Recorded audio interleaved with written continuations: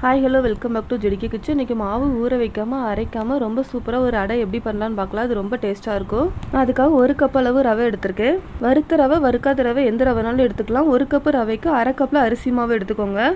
ஒரு அரை கப்பில் தயிர் எடுத்திருக்கேன். புளிச்ச தயிர் புளிக்காத தயிர் எந்த தயிர்னாலும் யூஸ் பண்ணிக்கலாம். தேவையான அளவு உப்பு ஆட் பண்ணிக்கோங்க. கொஞ்சமாக மஞ்சத்தூள் ஆட் பண்ணிக்கோங்க.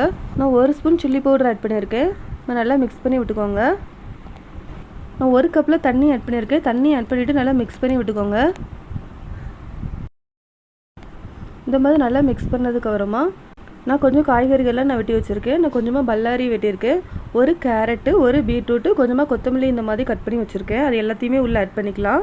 நான் அன்றைக்கி கேரட்டும் பீட்ரூட்டும் எடுத்திருக்கேன். நீங்கள் உங்கள்கிட்ட முட்டைக்கோஸ், சுரக்காய் எது இருந்தாலும் நீங்கள் எந்த காயினாலும் நீங்கள் ஆட் பண்ணிக்கலாம்.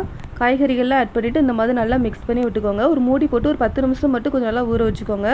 அதுக்குள்ளே இந்த அடைக்கு நான் சட்னி ப்ரிப்பேர் பண்ண போகிறேன். ஒரு பேனில் கொஞ்சமாக எண்ணெய் ஊற்றிக்கிறேன். எண்ணெய் நல்லா சூடானதுக்கப்புறமா 1 ஸ்பூன் கடலைப்பருப்பு, 1 ஸ்பூன் உளுந்தம்பருப்பு போட்டு நல்லா வதக்கிக்கோங்க. 4 பல்லு பூண்டு, 5 காஞ்ச மிளகாய் ஆட் பண்ணியிருக்கேன்.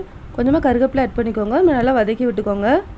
2 பல்லாரி இந்த மாதிரி கட் பண்ணி வச்சுருக்கேன். அதையும் உள்ள ஆட் பண்ணிக்கிறேன். பல்லாரி கொஞ்சம் நல்லா வதக்கி விட்டுக்கோங்க. பல்லாரி ஓரளவு வதங்கினதுக்கப்புறமா நான் 3 தக்காளி பழம் இந்த மாதிரி கட் பண்ணி வச்சுருக்கேன். அதையும் உள்ள ஆட் பண்ணிக்கிறேன். தேவையான அளவு உப்பு, நான் கல்லுப்பு ஆட் பண்ணியிருக்கேன். கொஞ்சமாக கொத்தமல்லி தழை ஆட் பண்ணியிருக்கேன். நல்லா வதக்கி விட்டுக்கோங்க.